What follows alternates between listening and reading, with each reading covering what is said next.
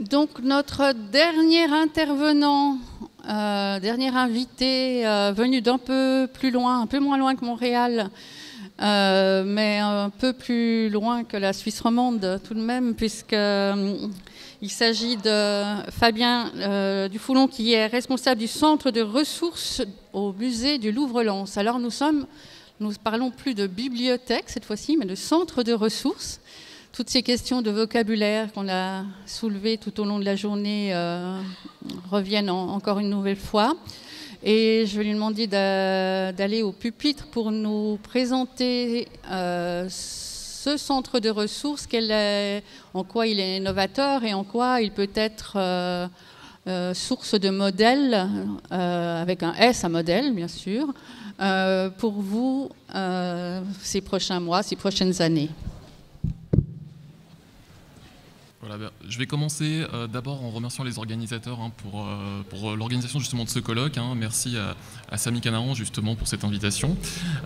Donc me revient à la tâche de vous présenter alors peut-être ce qui va paraître pour vous être un ovni dans le paysage des bibliothèques. On aura peut-être même le droit de se dire qu'à la fin on n'est plus tout à fait une bibliothèque.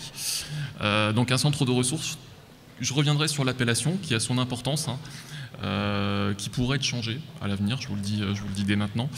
Donc un centre de ressources qui s'inscrit alors pleinement dans un projet bien plus vaste, puisque le centre de ressources, c'est un petit morceau du projet du Louvre-Lens. Alors je vais commencer ma présentation en faisant un petit peu un retour en arrière sur ce musée, sur cet établissement bien particulier, installé dans un territoire là aussi bien particulier, qui est le bassin minier.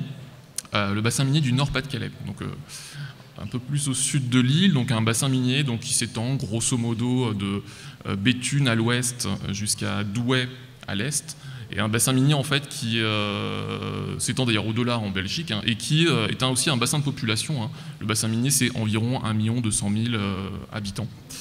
Et donc c'est au centre de ce bassin minier que s'est installé ce qu'on a longtemps appelé l'antenne du Louvre. Parfois, on l'appelait le Louvre numéro 2, voilà, avant le choix du site de Lens. Donc un bassin minier, un ancien bassin minier, et vous le devinez tout de suite, un territoire depuis les années 60 et 70 en difficulté économique, un territoire en reconversion. Les premières mines dans le bassin minier ont commencé à fermer dans les années 1960, ça remonte déjà. La toute dernière a fermé en 1990. Donc vraiment un territoire pour lequel on recherche un nouveau souffle, et donc l'arrivée du Louvre-Lens doit participer justement à cette rénovation. Vous savez, c'est ce qu'on appelle parfois l'effet Bilbao, c'est exactement cet effet qu'on recherche ici au Louvre-Lens. Alors ici vous avez, c'est un peu pour la carte postale, pour resituer un petit peu les choses. Alors forcément on est à Lens, donc vous allez trouver nos terrils fétiches de Los Angoel. Le musée lui-même est ici, lui-même implanté sur un terril. Et la première chose qu'on constate, en fait, par cette vue aérienne, c'est justement l'implantation du musée et donc du centre de ressources, non pas en plein centre-ville, c'est loin d'être le cas, mais à une demi-heure du centre-ville, c'est-à-dire au milieu des anciennes cités minières. Donc déjà, c'est un paramètre important à prendre en compte quand on va raisonner en termes de public susceptible de venir au centre de ressources, a fortiori susceptible de venir au musée. Alors quelques rappels aussi sur l'histoire du projet, qui est un projet ambitieux, donc qui est lancé en fait dès 2003 à Paris, puisque justement c'est l'administration centrale, on dirait, qui a décidé de créer ce Louvre numéro 2. La région n'était pas désignée, c'est qu'on lance l'idée avant de savoir très exactement où ce Louvre numéro 2 pourrait s'implanter. C'est seulement en 2004, à la suite d'une compétition entre les villes, et notamment les villes du Nord-Pas-de-Calais, qu'on choisit finalement le site de Lens, parce que justement c'est un site en reconversion qui ne possédait pas par ailleurs de musée. Donc voilà, le Louvre-Lens arrive à Lens dans un territoire en quelque sorte à conquérir. Et c'est vraiment cette idée-là. Mais il faut tout de suite noter que c'est un territoire qui est quand même extrêmement dense en termes d'équipement culturel. En musée, mais pas seulement, tous les 20 km, il y a un grand musée dans le Nord-Pas-de-Calais. On est à Lens, à Arras, vous avez un très grand musée, à Douai, vous avez un très grand musée. Si vous remontez dans la métropole lilloise, vous avez d'autres très grands établissements. Donc on est loin d'être dans un désert, parce que souvent c'est l'image qu'on a présentée en fait, quand le Louvre est arrivé ici. C'est loin d'être le cas, et c'est exactement le même constat qu'on ferait si on regardait les bibliothèques municipales, puisque le département du Pas-de-Calais vraiment a donné une impulsion très très forte sur la construction de ces bibliothèques qui fleurissent, qui sont Vous avez en gros deux inaugurations de nouvelles bibliothèques en ce moment par an. Donc on est vraiment dans un maillage qui est quand même très dense en termes d'établissements culturels. Alors 2004, Lens est désignée comme ville pour recevoir le Louvre. 2005, les architectes, je reviendrai sur l'architecture parce que ça a son importance aussi. Donc Sejima et Nishizawa de l'agence ANA donc, sont désignés. Et puis la pose de la première pierre est posée le 4 décembre 2009. Le 4 décembre 2017, on fêtera le 5e anniversaire donc, du musée qui a ouvert en 2012. Alors, un mot aussi sur l'établissement lui-même, et cette fois en termes de statut, parce que ça a aussi son importance. Contrairement à ce qu'on pourrait croire, et ça c'est vraiment une idée reçue, contre laquelle on lutte, mais alors quotidiennement au centre de ressources justement, le Louvre-Lens n'est pas un musée national. Pas du tout, c'est par son statut, par son financement, c'est un musée territorial. Donc c'est une bête hybride, donc un EPCC, un établissement public de coopération culturelle, qui signifie concrètement que le financement est assuré alors par les collectivités, principalement par la région Nord-Pas-de-Calais, enfin l'ancienne région Nord-Pas-de-Calais, l'actuelle région Hauts-de-France, et puis toutes les autres collectivités du territoire, et notamment, justement, vous le voyez, le département du Pas-de-Calais qui finance à hauteur de 10% le fonctionnement du musée, et puis la communauté d'agglomération de Lens-Liévin, dans laquelle on se trouve, qui finance également à hauteur de 10% le musée. Alors, vous allez me dire, mais dans ce cas-là, pourquoi le musée porte le titre de Louvre ?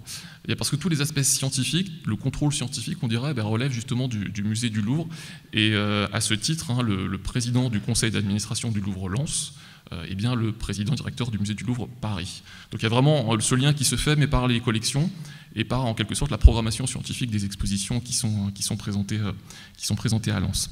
Alors quelques mots aussi de la fréquentation, parce que là aussi ça nous permet d'avoir un ordre de grandeur. Donc une fréquentation qui est exceptionnelle évidemment l'année d'ouverture, et qui s'est stabilisée en fait, on oscille entre 400 000 et 500 000 visiteurs par an. On est un peu plus de 450 000, on était un peu plus de 450 000 l'an dernier. Des visiteurs, alors qui vous le voyez, sont principalement originaires de France, qui sont majoritairement originaires du Pas-de-Calais et du Nord, donc les deux départements constitutifs de l'ancienne région Nord-Pas-de-Calais. Et puis vous avez, si on rentre encore plus dans le détail, environ 10%, en réalité un petit peu plus, de visiteurs qui sont originaires des deux agglomérations qui sont les plus proches de nous, la CAL, donc l'agglomération de Lens-Liévin, sur laquelle on se trouve, et puis la CA, qui est l'agglomération de Hénin-Carvin, qui est un petit peu plus loin. Alors cette part des visiteurs originaires de l'agglomération, en fait, elle augmente constamment. Et c'est là qu'on voit en quelque sorte l'appropriation du projet par le territoire. Ça prend du temps, ça prend énormément de temps. Au bout de 5 ans, justement, on y travaille encore, notamment pour faire venir justement tous ceux qui vivent directement à proximité du musée. Alors ça prend du temps, et en fait même les études le montrent assez bien, et notamment si on s'intéresse alors j'ai pris quelques exemples seulement, mais au profil socio-démographique des visiteurs. Alors j'ai pris les chiffres de 2015, et on voit qu'effectivement, en termes d'appropriation, on est un mi-chemin en quelque sorte. Une partie du travail a été fait, il faut encore justement travailler sur ces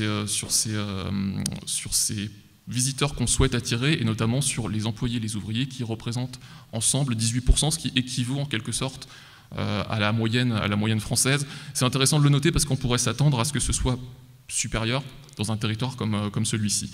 Alors, particularité aussi, et ça a son importance pour le centre de ressources dont je vais vous parler ensuite, notre public est plus âgé que la moyenne des musées en France. Les jeunes adultes 18-30 ans sont très largement inférieurs à ceux des autres musées. Et parmi ces jeunes adultes, on peut noter aussi qu'on a très très peu d'étudiants qui fréquentent justement le Louvre-Lens. Et là aussi, vous devinez bien que ça va tout de suite avoir un impact direct sur ce que peut être un centre de ressources dans un musée qui a du mal justement à attirer justement ces étudiants. Alors, le musée, alors, je crois que c'est pas grave, j'ai oublié. Alors, je vais quand même aussi vous rappeler le principe même du musée. Alors, on dit musée, mais en fait, en théorie, si on raisonne en termes juridiques, le Louvre-Lens n'est même pas un musée. En tout cas, il n'est pas un musée au sens de la loi musée de 2012. Puisque là, en France, on définit le musée de France de la manière suivante: toute collection permanente composée de biens. Donc déjà, dès qu'on a dit ça, en fait, on comprend que le Louvre-Lens n'est pas un musée. au sens strict du terme, puisqu'en fait toutes les œuvres qui sont présentées le sont temporairement. Le musée du Louvre-Lens ne possède pas d'œuvres, n'a pas de collection propre, et donc vous avez différents espaces d'exposition. Le plus connu des espaces d'exposition, c'est la Galerie du Temps, donc, qui était vraiment cette idée de présenter le Louvre autrement, hein, donc une galerie créée dès 2012 qui présente en fait une sélection d'œuvres, de chefs-d'œuvre du Louvre, disposés alors de manière géographique et chronologique, hein, dans un espace extrêmement épuré et complètement décloisonné. Donc c'est vraiment la colonne vertébrale du musée, hein, avec des œuvres, je vous le dis, hein, exclusivement prêtées par le musée du Louvre, pour des durées variables. Hein. Vous avez des renouvellements qui se font chaque année, justement à la fin de chaque année. Et puis, à côté de cet espace, alors qui est un espace d'exposition semi-temporaire, vous avez pour le coup des espaces d'exposition donc temporaires, des expositions beaucoup plus courtes, généralement 3-4 mois.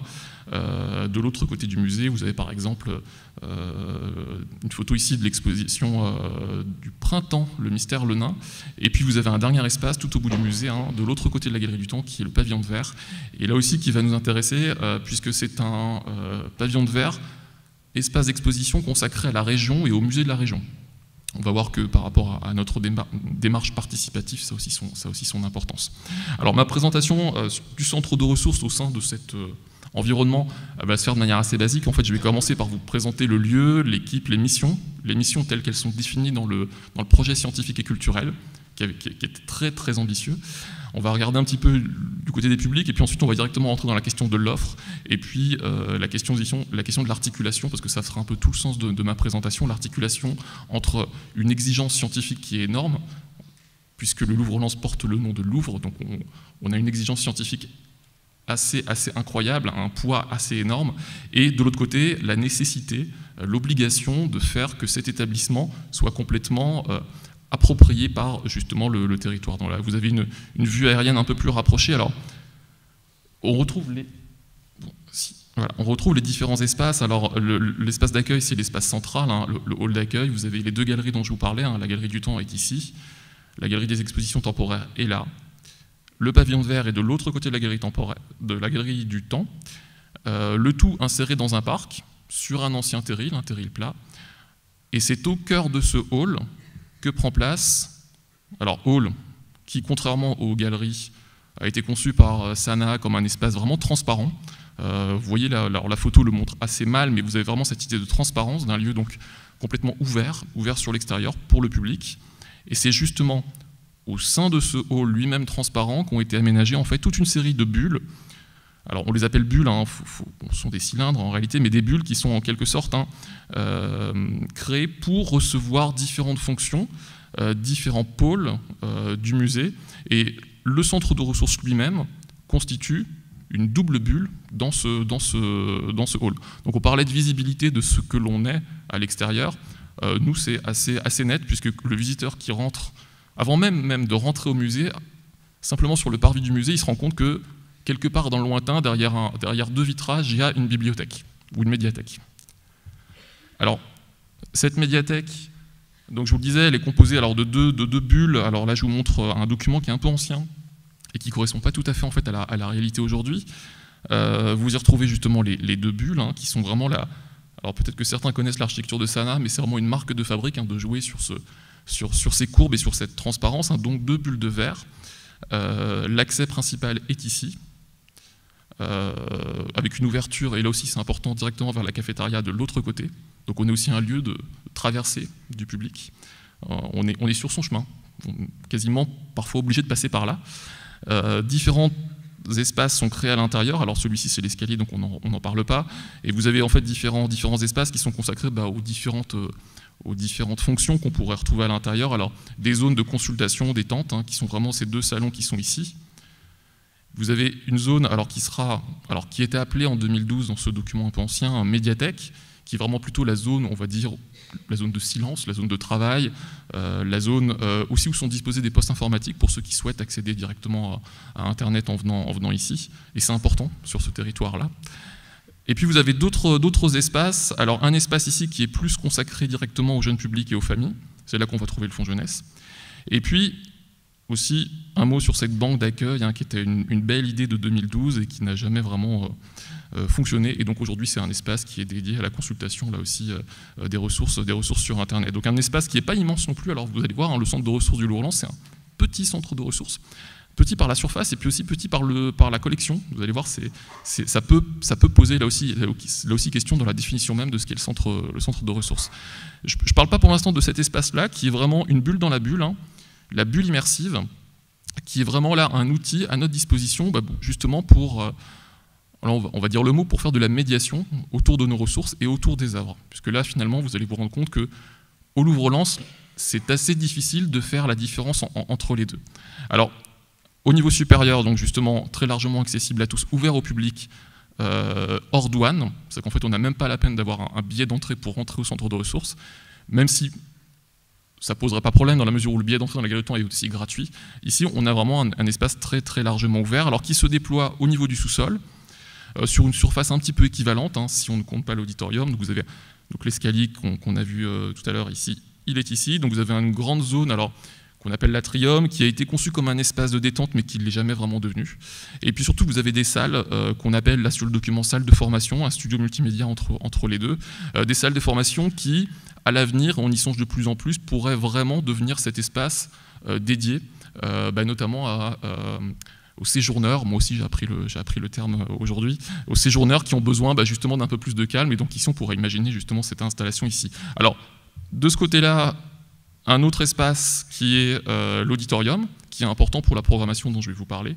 Et puis de l'autre côté, une ouverture sur un espace de médiation, hein, qui est ce qu'on appelle l'espace des coulisses. Tout ça pour vous montrer justement qu'on est vraiment en quelque sorte, hein, au milieu du musée. Il n'y a pas de séparation très très nette, hein, les espaces sont vraiment ouverts les uns sur les autres. Alors l'inconvénient de ces salles au niveau du R-1, c'est que justement on est, et ça peut être surprenant, sur une parcelle aussi vaste et dans un musée qui joue autant sur la transparence et sur le reflet, on est dans des espaces qui n'ont pas de jour direct. Ça pose question, ça pose problème, et c'est aussi pour ça qu'habituellement, hors temps de programmation exceptionnelle, on n'ouvre pas à l'ensemble des visiteurs cet espace-là. Alors c'est un espace intéressant puisque c'est un espace qui dépend du centre de ressources, qui est géré par le centre de ressources, dans lequel on peut créer des événements de programmation. Un espace qui est ouvert sur les ateliers de restauration. Alors là, on ne le voit pas effectivement, mais vous avez ici et là de grandes baies vitrées qui donnent une vue sur les ateliers de restauration dans lesquels peuvent justement se dérouler des restaurations qui sont donc visibles. Et quand vous franchissez cette porte-là, effectivement, je vous le disais, vous arrivez dans votre espace des coulisses, et l'espace des coulisses lui-même est doté d'une immense baie vitrée à travers laquelle vous avez justement les réserves visibles et même visitables à certaines occasions. C'est ce qu'on voit ici sur la photo. On voit la grande baie vitrée en fait de ce côté-là. Alors là aussi, vous allez pouvoir me dire, mais alors des réserves dans un musée qui n'a pas de collection, c'est pas tout à fait logique. En fait, ces réserves qui sont en fait ici sont des réserves en fait avec des œuvres du Louvre, hein. Le Louvre qui a besoin, et vous savez que c'est une problématique du Louvre, hein, qui a besoin de déposer des œuvres dans d'autres sites que les sites parisiens vulnérables aux crues de la Seine. Ici, il y a cette première fonction, puis aussi une vocation pédagogique, hein. C'est qu'en fait, nos réserves, elles sont très largement scénographiées, et quand on voit la photo, c'est assez net. Donc un espace qui est vraiment au cœur du musée, alors au cœur du hall, et qui est directement connecté avec tout le reste, hein. Là, je vous montre pour que vous puissiez vous rendre compte un peu de cette idée de transparence, hein. Donc là, on est vraiment devant l'entrée, et donc directement accessible. Imaginez, on pivote à 180 degrés, donc on retrouve, alors là aussi c'est une photo ancienne, on aurait moins de place malheureusement aujourd'hui, l'espace donc du centre de ressources. Alors on parlait des horaires ce matin, on en a reparlé un petit peu. Alors nous on a fait le pari en fait d'ouvrir le plus largement possible, et donc on a ouvert 48 heures par semaine. Grand blanc. Je ne vous cache pas qu'en termes d'organisation, c'est un sacré défi, d'autant plus que l'équipe n'est pas non plus énorme, puisqu'on est 5 personnes à gérer cet espace. Donc 48 heures d'ouverture, 5 personnes, voilà, ça vous donne un peu une idée du challenge au niveau des plannings, mais ça a son importance. Sur les 48 heures d'ouverture, je crois qu'il y a 2 ou 3 heures où le centre de ressources ne propose pas l'aide d'un médiathécaire, Donc on essaye de jouer vraiment cette idée d'accessibilité le plus possible. J'insiste quand même sur le fait que c'est dans ces créneaux horaires qu'on accueille aussi les groupes. Voilà, donc on n'a pas en revanche nous de créneaux dédiés pour les groupes. Le seul jour de fermeture c'est le mardi, donc jour de fermeture du musée. Alors un mot aussi sur la place, et ça aussi son importance dans la compréhension un peu de ce qu'est le centre de ressources, puisque le centre de ressources, donc vous le voyez, constitue un pôle, mais un pôle qui dépend directement du service conservation, et non pas du service des publics. Et ça, dans un musée, ça mérite d'être discuté, parce qu'on pourrait très bien imaginer que les médiathécaires, bibliothécaires, comme vous voulez, qui assurent justement le service public au centre de ressources, finalement, pourraient être beaucoup plus proches, en tout cas dans l'organigramme, des médiateurs et des guides qui sont de l'autre côté. Ici, cette place du centre de ressources dans le service conservation, elle a tout son sens, puisque le centre de ressources va avoir pour mission principale, justement, eh bien, de valoriser aussi toutes les activités qui sont les activités professionnelles de chacun des acteurs, hein, des chargés d'exposition, des régisseurs, du muséographe, des commissaires d'exposition quand ils sont à Lens. Donc il y a vraiment cette idée de caisse de résonance de toute l'activité scientifique qui peut se faire au niveau du service conservation. Ce qui va vraiment, et finalement c'est ce qui finalement est le critère le plus décisif pour, dans certaines activités, différencier le travail des médiathécaires, des médiateurs, c'est justement leur place. Et c'est là qu'on revient sur l'espace, hein, puisque évidemment les médiateurs, eux, interviennent devant les œuvres, au plus près des œuvres, ce qui n'est pas du tout le cas évidemment des bibliothécaires du centre de ressources. Alors une équipe, je vous disais, qui n'est pas immense, hein, donc on est 5 personnes. J'insiste sur le fait que je ne suis pas bibliothécaire. Donc voilà, mais par contre, l'équipe est composée de bibliothécaires qui sont chacun en charge d'une partie du projet. Alors ce projet, justement, je voulais résumer ici par un extrait du projet scientifique et culturel, qui était rédigé bien en amont de l'ouverture du Louvre-Lens, hein, en juin 2008. Alors c'est là que vous allez vous rendre compte de l'historique de l'appellation centre de ressources. En fait, c'est le titre de travail. Et vous savez, parfois, à la force d'utiliser un titre de travail, on finit par utiliser ce titre pour désigner l'espace lui-même, et c'est ce qui arrive en fait ici. C'est pour ça qu'on va vraisemblablement très bientôt le changer. Donc le centre de ressources et d'échange s'inscrit à la fois comme un lieu de diffusion et de médiation des savoirs, mais aussi comme un lieu de sensibilisation et de formation des publics pour découvrir et s'approprier l'ensemble du musée. C'est également un lieu laboratoire où les publics deviennent acteurs et producteurs de leur découverte du musée. Donc un projet très très ambitieux qui met l'accent, en fait, vous le voyez, sur trois principaux axes, hein. Donc l'aspect ressources, et c'est évident, c'est le côté le plus traditionnel finalement du pôle, un aspect école de la médiation, avec justement cette idée de préparer et de former, notamment les enseignants, tous les publics relais en réalité qui vont pouvoir par ce biais-là s'approprier le musée, s'approprier les outils du musée. Et puis un lieu de création, puisque là il s'agit vraiment de rendre là aussi le visiteur acteur, d'être vraiment dans une démarche qui vise à le faire participer et pas simplement en assistant à des éléments de la programmation. Et donc c'est pour ça qu'on en est venu à parler aussi d'un laboratoire des pratiques, un lieu dans lequel on pouvait tenter des choses. Voilà. Tenter des choses à Lens qu'on peut peut-être plus difficilement tenter à Paris. C'était aussi ça l'idée principale. Alors, un mot quand même sur les chiffres que je vous montre ici. Un mot pour vous préciser qu'on n'a pas à ce jour d'études précises sur les publics du centre de ressources. Il y a des études qui concernent le musée dans son ensemble.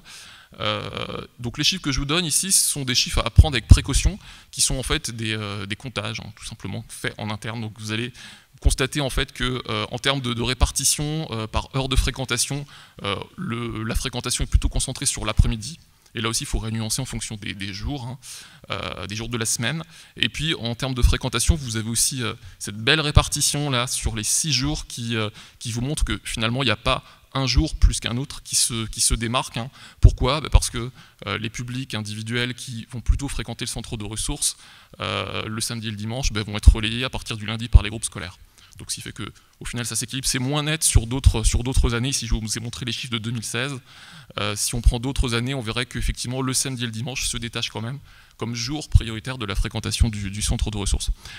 Alors là aussi, d'autres chiffres. Alors déjà, un chiffre global qui ne figure pas ici, qui est la fréquentation moyenne par jour. Donc on est à 72 personnes qui visitent le centre de ressources et qui va y faire un arrêt.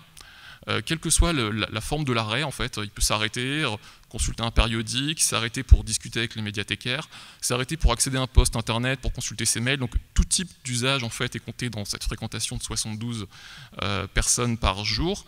Ce qui est intéressant en fait, c'est de regarder comment cette fréquentation elle se positionne par rapport à la fréquentation globale du musée. Et donc là, vous avez l'évolution. Alors, on aime bien justement dans l'équipe faire justement ce genre de document qui permet en fait de voir que la fréquentation du centre de ressources ne suit pas tout à fait la fréquentation générale du musée. En somme, quand la fréquentation du musée augmente très très fortement, la fréquentation du centre de ressources augmente, mais à une vitesse beaucoup moins rapide. On le voit par exemple ici. Ici, vous avez des expositions qui ont été très fréquentées, donc Danser, embrasser qui vous voudrez au début de l'année 2016. Une autre exposition très fréquentée qui est l'histoire commence en Mésopotamie à la fin de l'année 2016. La fréquentation a explosé et donc le rapport entre le nombre de visiteurs et le nombre de visiteurs galeries, donc dans les espaces d'exposition, chute. Vous voyez que la tendance reste quand même une fréquentation autour de 7-8%. En évolution, et d'ailleurs encore en évolution depuis 2016. Donc en gros, on pourrait dire, pour résumer, que 7 à 8% des visiteurs du Louvre-Lens passent par le centre de ressources, quel que soit finalement l'usage qu'il va en faire. Alors, la collection, je vous le disais, elle est extrêmement réduite. Hein. Vous le voyez par les quelques chiffres qui sont ici. Déjà, la collection, elle est toute neuve. Et puis, il faut se dire aussi les choses, c'est que ce n'est pas, en termes budgétaires, une priorité. Ici, vous avez un fonds qui permet de répondre à la plupart des demandes qui nous sont faites, notamment qui nous sont faites en interne, je vais y revenir. Hein. Mais on n'a malheureusement guère la possibilité, ne serait-ce parce qu'on n'a pas de place, ne serait-ce que parce qu'on a un budget très limité, d'acquérir davantage. Donc, en quelque sorte, on a une petite collection à laquelle s'ajoute en fait toute la documentation la plus traditionnelle des musées, puisque vous avez aussi une constitution de dossiers d'œuvres. Alors là aussi qui pose question. Alors en fait, en réalité, les deux posent question. Par rapport à la collection, pour l'équipe, la difficulté par rapport à justement ces contraintes budgétaires et ces contraintes de lieu, c'est de savoir finalement ce qu'il faut prioriser. Puisque finalement, quand on résume bien, on est le centre de ressources d'un musée qui n'a pas de collection et qui a une vocation encyclopédique. Donc, en gros, autant vous dire que le champ, il est immense. Et donc, on fait des choix, et malheureusement, le choix se fait très fréquemment au fil de l'actualité. Et effectivement, l'axe principal de l'enrichissement des collections, ça reste les expositions temporaires qui ont lieu dans la galerie. Et pour cette raison, on a eu deux grosses expositions sur la peinture française du XVIIe. Pour cette raison, on est particulièrement riche en peinture française XVIIe. Mais voilà, c'est vraiment au cas par cas. On a difficilement la possibilité de définir une politique d'acquisition plus raisonnée, pour ainsi dire, et peut-être aussi plus ambitieuse. Même question sur les dossiers d'œuvres. On pourrait vraiment se demander pourquoi est-ce qu'on a des dossiers d'œuvres, dans la mesure où on n'est pas propriétaire des œuvres. Hein. Je vous le disais, le musée n'a pas d'œuvres, il n'a pas de collection propre, parce que la demande est quand même là. Et la demande est là en interne. Alors, l'équipe des médiateurs, l'équipe des guides, parfois les assistants des commissaires d'exposition ont besoin de documentation, et donc on doit, malgré tout, malgré la présence de documents d'œuvres, de dossiers d'œuvres dans les institutions qui prêtent, on a besoin d'avoir des ressources à disposition, alors qui proviennent évidemment des institutions qui prêtent les œuvres, mais qui sont enrichies pour justement leur donner une dimension médiation, pour pouvoir justement les rendre exploitables par les guides et les médiateurs qui vont pouvoir les consulter directement sur place. Alors le tout est un fonds qui n'est pas, enfin une collection qui n'est pas empruntable par le public. Ça, c'est mon grand regret. Donc on a du prêt qui est assuré pour les agents du musée, hein, évidemment, mais on n'a pas de prêt à l'extérieur. C'est une piste qu'on pourrait justement explorer pour justement permettre aux voisins, notamment, de s'approprier un petit peu le lieu différemment. Alors, en plus des collections physiques, vous avez évidemment toute une série de ressources numériques. Alors vous avez ici les différents types de contenus qui ont pu être mis en ligne depuis 2014. Alors, j'avais mon petit lien. Hop.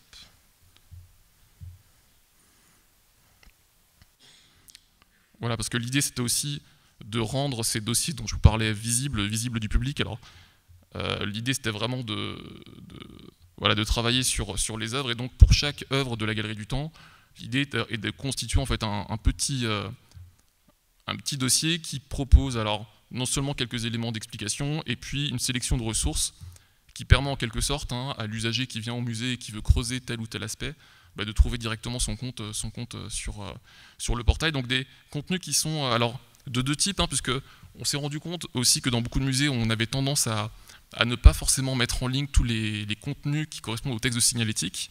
Donc là, le parti est de les mettre à disposition le plus largement possible. Mettre à disposition aussi sur le portail tous les contenus qui sont les contenus des dispositifs multimédia, et notamment des digitables, hein, vous avez un exemple à droite.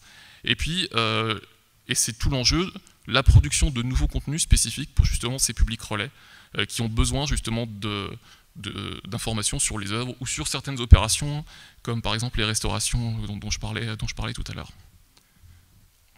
Alors, donc le livre, hein, vous le voyez, il est quand même au centre du centre de ressources. Alors vous avez différentes actions qui sont menées justement pour promouvoir cette lecture. Alors des rencontres auteurs, des rencontres éditeurs, la participation à un salon que vous connaissez peut-être, hein, le salon du livre policier donc, de Lens, et puis des lectures qui se font alors principalement à destination des plus jeunes, à destination des familles, avec pour nous un relais que vous connaissez sans doute, hein, qui est l'association Lire et Faire Lire, qui est à nos côtés depuis deux années environ. On parlait des bénévoles justement dans les musées. Là, on a vraiment notre petite équipe de bénévoles qui, alors, dans le cadre de cette association, a vraiment l'habitude de lire dans les écoles, dans les bibliothèques.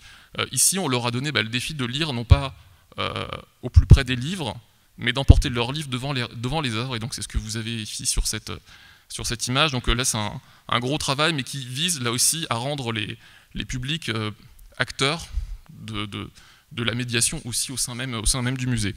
Alors, j'en ai pas parlé pour les ressources, mais toujours pour enrichir et surtout pour rendre le public acteur de la constitution et du rassemblement de ces ressources, on a mis en place et on va lancer en fait plutôt au mois de décembre, hein, un éditathon, donc qui vise en fait à organiser, vous connaissez sans doute le principe, hein, à organiser un événement Wikipédia où une équipe de contributeurs, de bénévoles contributeurs, installés au centre de ressources, va répondre au défi justement de compléter les pages correspondant à certaines œuvres de la Galerie du Temps. L'idée par ce biais-là est vraiment de rendre le public, notre public, acteur de la production des ressources pour en quelque sorte boucler la boucle. Alors je reviens du coup dans mon fil de présentation. Hop. Alors toute la programmation aussi, elle est très largement articulée, et vous l'avez compris par la définition même du centre de ressources dans le projet scientifique et culturel, autour de la fabrique des savoirs, la fabrique de l'histoire de l'art. Et donc toutes les conférences qu'on va organiser, qui ne sont jamais des cours, donc ça on insiste beaucoup là-dessus, vont avoir pour objectif de comprendre comment s'écrit l'histoire de l'art. C'est-à-dire en fait comprendre comment se crée la ressource qui sera consultable ensuite à l'étage supérieur. Et ici, les conférences, elles peuvent porter sur les conférences qui marchent particulièrement bien sur les hiéroglyphes, sur les cunéiformes, sur l'écriture cunéiforme, sur l'héraldique. On a fait il y a 15 jours une conférence sur la lecture des partitions anciennes dans la Grèce antique. Donc en quelque sorte, vraiment des conférences qui visent plus à expliciter la méthode de la fabrique de l'histoire de l'art plutôt qu'à traiter directement d'une œuvre ou d'un sujet.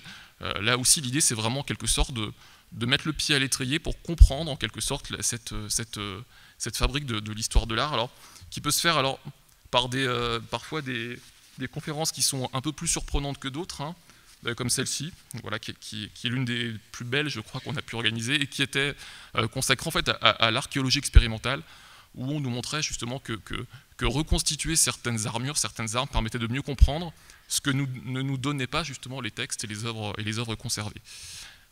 Alors là, vous connaissez tout ça, donc des jeux d'enquête, mais qui déjà posent un petit peu la question, sur laquelle on pourra revenir au moment des questions, mais la question de la limite entre ce que doit faire le bibliothécaire, médiathécaire, et ce que doit faire le médiateur culturel qui est dans les salles. Ici, l'exemple d'un jeu d'enquête au moment de l'exposition Le Mystère Le Nain, un jeu d'enquête qui permettait justement aux participants d'aller chercher, enfin d'utiliser les ressources qui étaient à leur disposition donc, au centre de ressources. Et puis, un dispositif, alors que vous avez pu voir sur le plan tout à l'heure, qui était cette grosse bulle immersive qui était représentée en jaune, je crois. Bulle immersive, alors qui est en fait cette salle de projection que vous voyez ici, qui permet de rassembler une vingtaine de personnes et qui va, donc système de projection, 3 vidéoprojecteurs qui projettent, donnant l'effet d'immersion par une projection à 180 degrés, quasiment 180 degrés. Projection d'images de haute définition qui permettent vraiment de pouvoir là aussi expliquer par le détail, comme ici avec les signatures, la question des datations des œuvres, ou par l'image scientifique. Ici, vous avez une radiographie ou une réflectographie, hein, justement la manière d'enquêter sur les œuvres. Donc là aussi, on pourrait s'attendre à ce que ce soit une activité de médiation en salle, donc menée par les médiateurs culturels. Ici, le parti a été de considérer qu'on parle justement de méthodologie, de ressources disponibles pour l'historien de l'art, pour en quelque sorte inclure ces présentations dans l'offre du centre de ressources. Alors, on l'a vu aussi dans le projet scientifique et culturel, le centre de ressources est censé aussi être un laboratoire des publics, un laboratoire des pratiques des publics, ce qu'on a pu faire à travers l'installation de certains dispositifs interactifs. Alors là, c'est un cas de figure intéressant puisque avec Orange, donc le Louvre-Lens, par le biais donc, de sa chargée de conception multimédia, avait élaboré un dispositif qui s'appelait Bestiaire, que vous voyez ici présenté, alors non pas au centre de ressources, mais au musée du Louvre à Paris. Bestiaire qui en fait permet, avec un système de Kinect, hein, de manipuler virtuellement des œuvres visibles en 3D par justement le port des lunettes 3D que vous voyez là sur l'enfant. Donc l'idée est en quelque sorte de pouvoir justement retourner l'œuvre sous tous les angles et la rejeter ou l'approcher de soi virtuellement. Alors ça, c'est l'exemple type de choses qu'on pourrait effectivement s'attendre à voir dans un espace d'exposition, mais ça pose toujours la question du sens de ce geste. Est-ce qu'on n'est pas dans l'ordre du gadget, ou est-ce qu'on peut aller plus loin? Et donc ce dispositif, qui n'a pas été choisi pour être présenté dans l'exposition, a été présenté au centre de ressources pour pouvoir justement créer un scénario autour de ça, toujours dans cet objectif de parler des métiers du musée lui-même, puisqu'en fait le scénario était celui du régisseur d'œuvre. Hein. Tu es régisseur au musée du Louvre-Lens, tu viens d'arriver une grande caisse remplie d'œuvres égyptiennes, à toi d'en faire le constat d'état. Et donc on donnait un sens, par ce biais-là, à la manipulation qui visait à chercher le numéro d'inventaire, à chercher les marques anciennes, à chercher tous les éléments qui pourraient être notés dans un constat d'état. Donc lieu d'expérimentation qu'on aurait peut-être du mal à faire au Louvre à Paris et qu'on se permet de faire justement pour voir ce qui peut être repris, et ce qui peut être repris notamment ailleurs. Alors, l'autre particularité du centre de ressources, c'est qu'on va y trouver des ressources sur les œuvres, sur l'histoire, mais on va ici y trouver des ressources sur les métiers du musée. C'est un aspect sur lequel on insiste de plus en plus pour, en quelque sorte, permettre, à travers les ressources et à travers la programmation, de comprendre en quelque sorte ce qu'est réellement un musée aujourd'hui.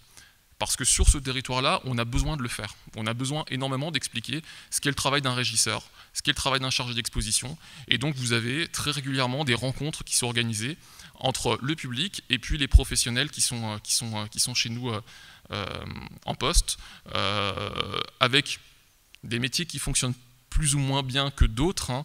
Le métier qui a le mieux fonctionné, c'était la rencontre avec les jardiniers. Comme quoi, c'est vraiment le territoire qui comptait, et c'était surtout l'aspect le plus visible et le plus concret pour la population autour de ce projet Louvre-Lens et le parc. Voilà, jardinier, je sais ce que c'est, je vais pouvoir discuter avec ces jardiniers qui travaillent sur l'espace. Alors, dernier aspect, et qui est un peu dans l'ADN du centre de ressources aujourd'hui, mais qui ne l'était pas tout à fait au début, c'est toute la dimension histoire du territoire.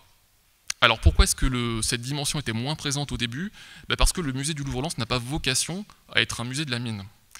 Parce qu'il y en a d'autres qui le font bien mieux que nous. Vous avez le centre historique minier de Le Ward, qui est la référence en France, qui attire énormément de public et qui a les moyens de parler justement de ce passé minier.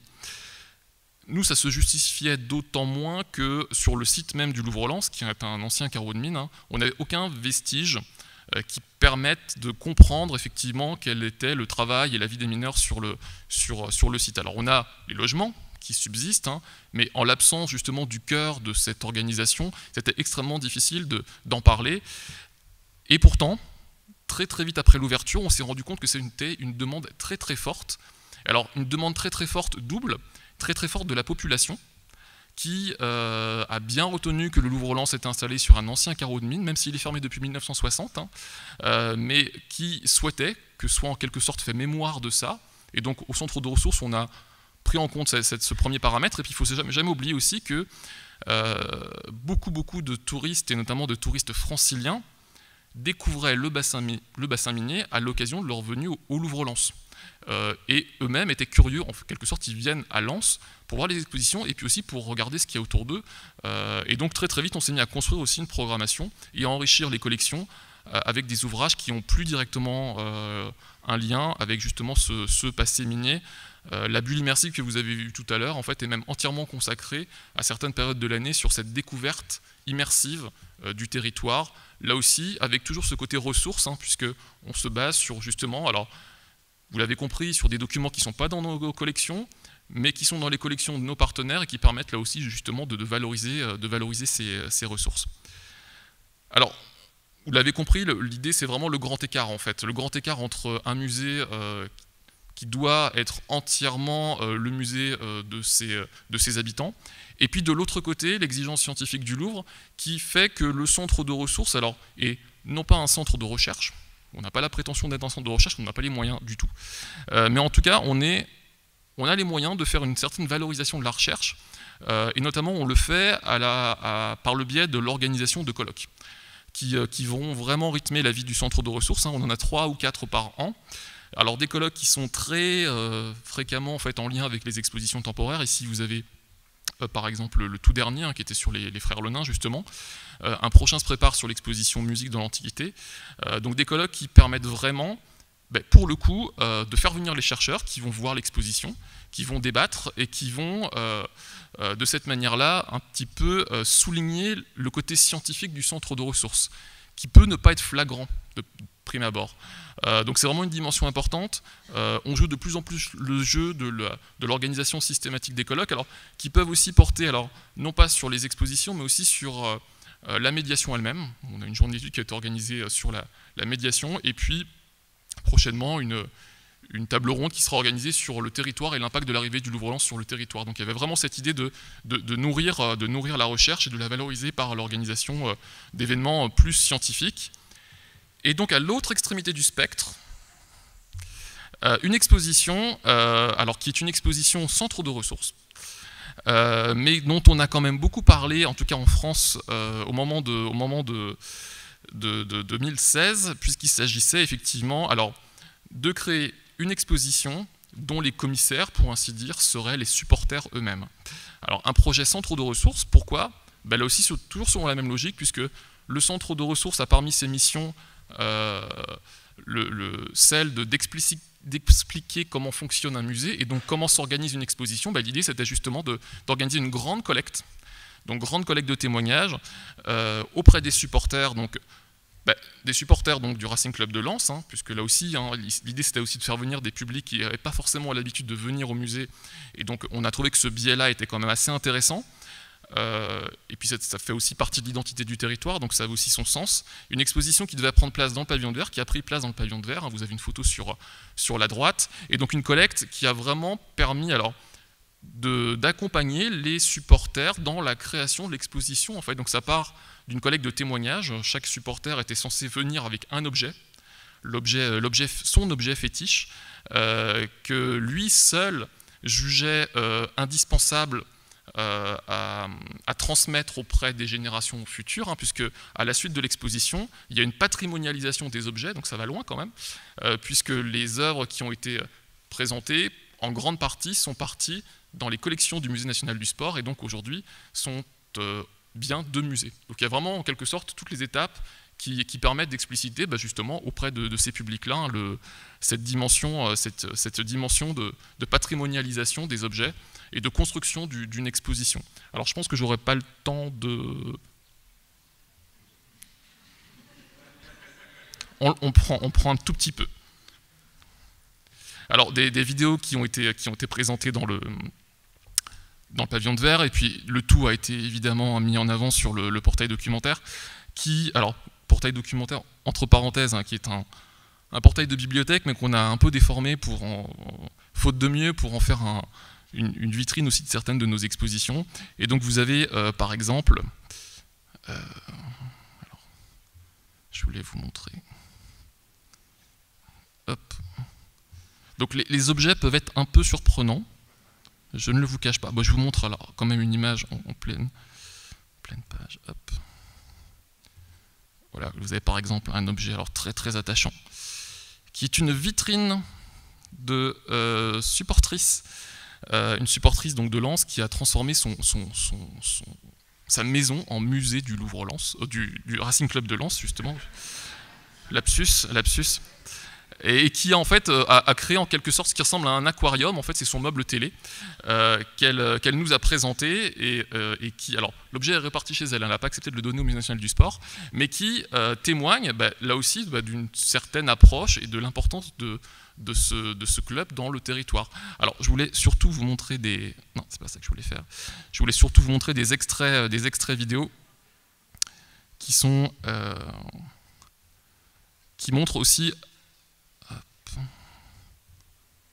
qui montrent aussi la matière qui a pu être récoltée et donc les ressources qui ont pu être créées à cette occasion-là, puisque c'est ça en fait, hein, là on a créé en quelque sorte des ressources pour d'autres usagers autour de ces supporters. Et je vous montre, alors Alfred,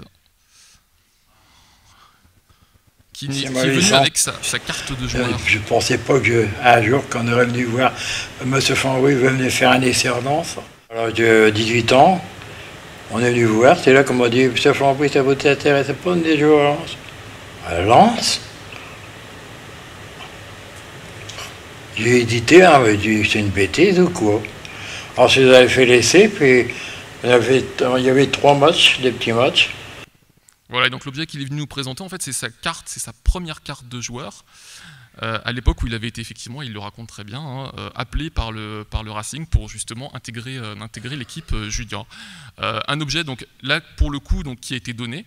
Il faut imaginer que cette petite carte récoltée au centre de ressources du Louvre-Lens aujourd'hui fait partie des collections du Musée national du sport à Nice. Et donc à ce titre, vous connaissez l'histoire, hein, inaliénable, imprescriptible, donc au même titre que la Joconde. Donc il y a vraiment cette idée de panel qui en quelque sorte est en quelque sorte dans l'ADN même du musée. Alors un projet qui nous a beaucoup marqué, collecte de témoignages que l'on a reprise en réalité en cette année, puisque l'idée pour les 5 ans du musée, c'était là aussi, au centre de ressources, de faire parler les usagers. Parler les usagers de leur expérience de visite, et donc de la même manière qu'on a fait la collecte en 2015 sur les supporters, et bien là on l'a poursuivi sur les visiteurs qui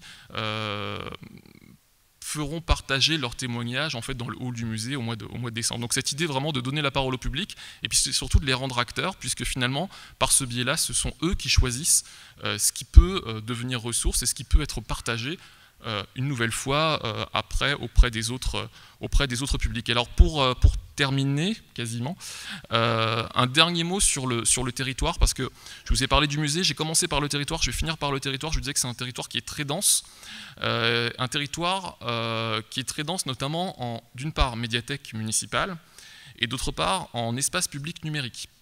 C'est une petite particularité de l'agglomération de Lens-Liévin, donc des structures ont été créées souvent près des médiathèques territoriales, hein, qui sont des structures comme celles que vous avez ici, hein, qui sont vraiment des espaces numériques dans lesquels on va intervenir et sous la forme d'actions hors les murs. C'est-à-dire qu'en fait, tout à l'heure on parlait des bibliothèques qui pouvaient se tourner vers les musées, du coup on en est venu à faire le chemin inverse, hein, puisqu'on se positionne cette fois non plus en centre de ressources mais en musée, mais un musée qui cherche justement à s'appuyer sur ce réseau des médiathèques et des espaces numériques avec lesquels on travaille alors depuis peu, mais des médiathèques qui sont généralement extrêmement en demande de ce genre d'événements, alors qui peuvent être des conférences, rarement des conférences, le plus souvent ce sont là aussi des présentations qui relèvent plus de la présentation du musée, de son fonctionnement, de l'organisation d'une exposition, de l'acheminement des œuvres. Ça fascine les visiteurs, enfin bizarrement.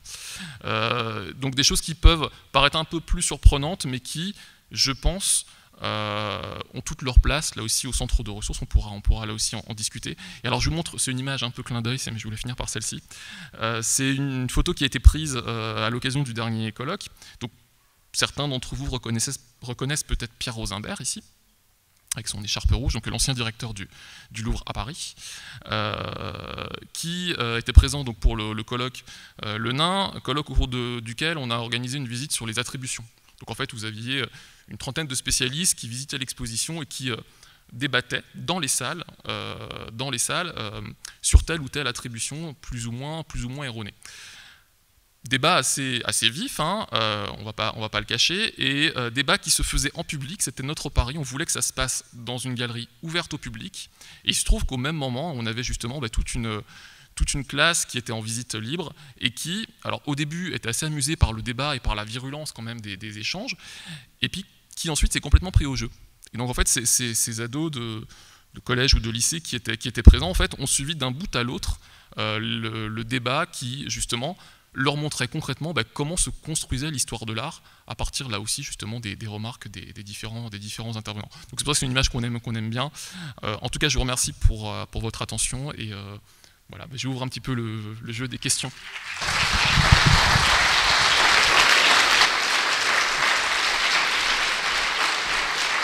Merci. Je vous laisse, merci beaucoup. Encore un petit peu de souffle dans le public pour des questions. Est-ce que je ne sais pas si des gens ont visité le Louvre-Lens et son centre de ressources, ont des témoignages, ça pourrait être aussi intéressant.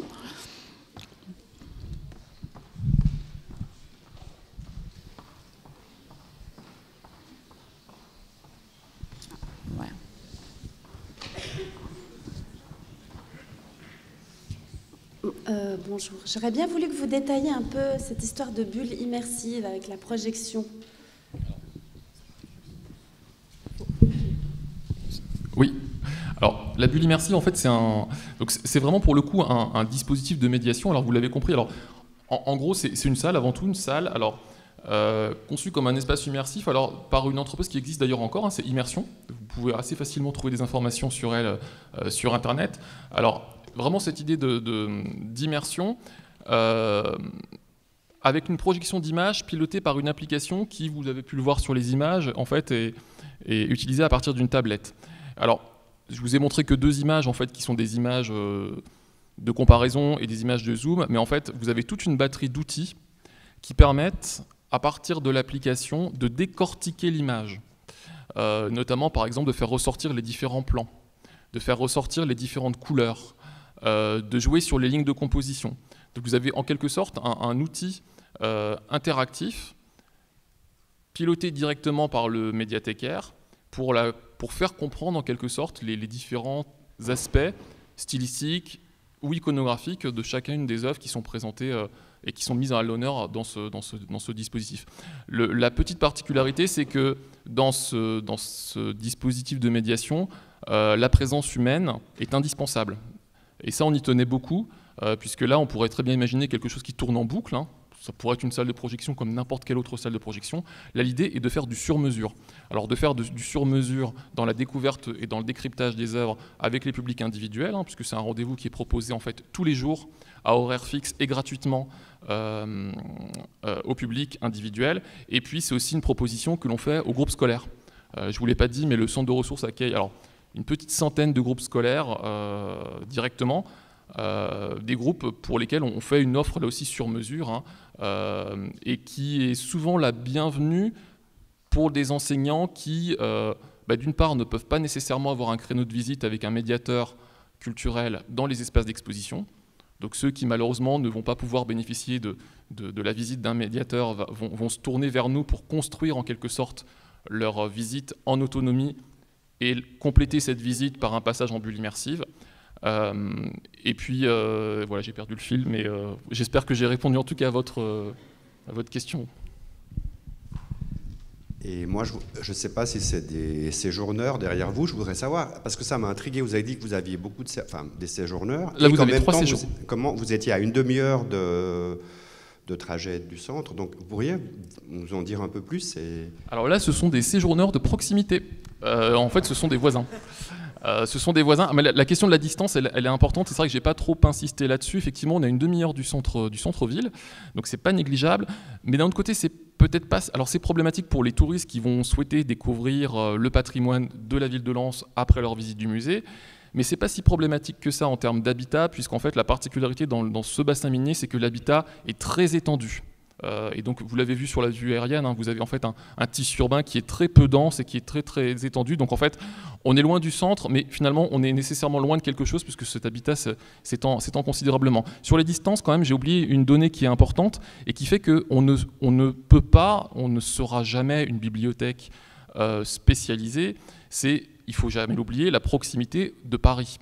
On n'a pas du tout vocation à devenir une bibliothèque scientifique de haut niveau avec une documentation exhaustive sur tel ou tel thème, puisqu'il ne faut jamais oublier qu'en TGV, on a 1 heure de train de Paris. Donc les étudiants de la région qui souhaiteraient vraiment avoir une documentation complète sur les œuvres auraient tout intérêt à aller directement à Paris, soit pour aller aux documentations du Louvre, qui ont justement dans leur mission justement cette idée d'exhaustivité sur les œuvres, ou d'aller directement dans les bibliothèques spécialisées comme la bibliothèque de l'Institut national d'histoire de l'art, qui répondra davantage à leurs besoins. De toute façon, on n'a pas les moyens de répondre en tout cas à ces demandes des étudiants. Les étudiants qui viennent, ce sont des séjourneurs comme les étudiants que vous avez derrière moi. Moi, j'avais une question assez simple.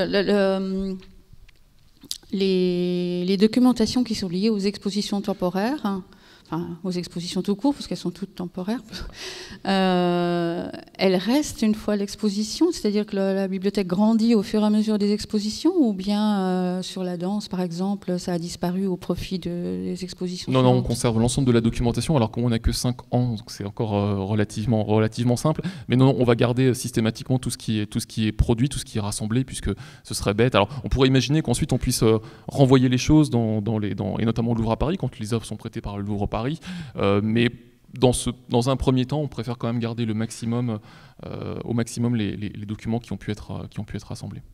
Ne serait-ce que pour garder aussi mémoire, hein, de tout ça aussi. D'autres questions? Oui. Le micro, Nicolas. Le micro, Nicolas.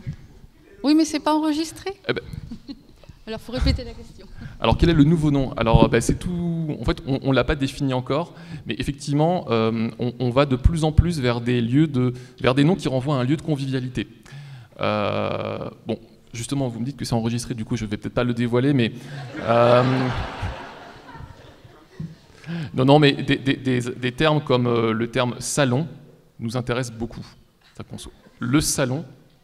Alors, ça a tout son sens dans un musée parce que nous, c'est le salon justement dans lequel on peut s'installer. Et puis aussi, c'est une dimension importante au Louvre-Lens, puisque le salon, c'est la manifestation, voilà, vous connaissez au XVIIIe siècle, et ensuite encore après au XIXe, qui est organisée régulièrement. Donc on reprend en quelque sorte un terme qui existe et qui a son sens au Louvre pour justement le décliner et pour mettre l'accent sur ce côté convivialité. Voilà, c'est une piste, hein, il y en a quelques autres. Rien n'est tranché, mais en tout cas, il faut reconnaître que le terme centre de ressources, il est problématique.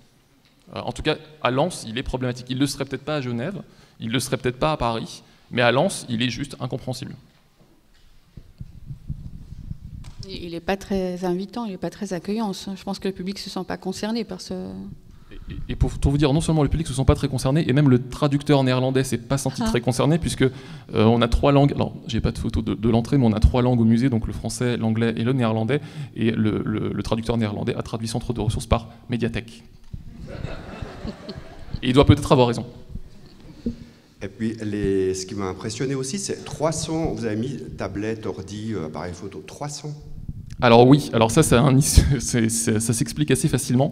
C'est qu'en fait, le centre de ressources a récupéré la gestion du matériel informatique mis à disposition de toute l'équipe médiation. Donc voilà, donc ça fait partie des choses vous connaissez tout ça, des briques hein, qui s'ajoutent les unes au-dessus des autres. Et donc on a récupéré cette gestion, d'où le nombre assez incroyable d'objets numériques, appareils photo, caméras, tablettes, ordinateurs, que l'on met pour les ordinateurs à disposition, vous l'avez vu, hein, vous le voyez derrière moi, à disposition des visiteurs. Ce sont surtout les médiateurs qui les utilisent dans le cadre de leurs actions, directement dans les espaces d'exposition, c'est le cas pour les tablettes, pour les appareils photo, pour les caméras, mais aussi dans les actions hors les murs, là aussi, hein, d'où l'importance en fait, pour répondre à votre question,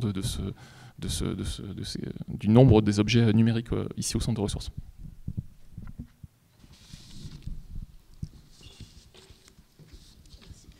Oui, j'avais juste une question concernant en fait les collections. Donc vous disiez que vous conserviez au fur et à mesure les documents que vous collectiez. Du coup, est-ce que tout est conservé en libre accès ou est-ce que vous avez des magasins dans lesquels vous mettez les collections qui sont... Espace, entre guillemets, magasin, on l'appelle pas comme ça, mais effectivement, on a un espace supplémentaire, heureusement, un peu loin, mais en tout cas sur place malgré tout. Donc on n'a pas encore trop de problèmes de ce point de vue-là. Par contre, la question qui se pose, et notamment qui se pose pour les collectes, et notamment pour les collectes de témoignages, c'est la question de la patrimonialisation.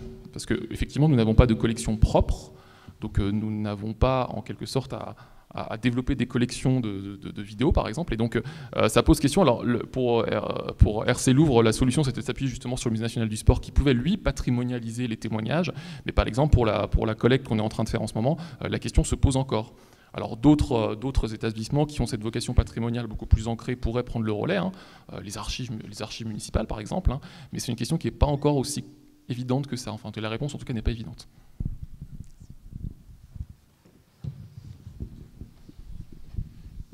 On a encore un tout petit peu de temps avant de conclure. Aucune main qui se lève. Moi j'ai du mal à vous distinguer, je ne sais pas si c'est ma vue qui baisse, mais...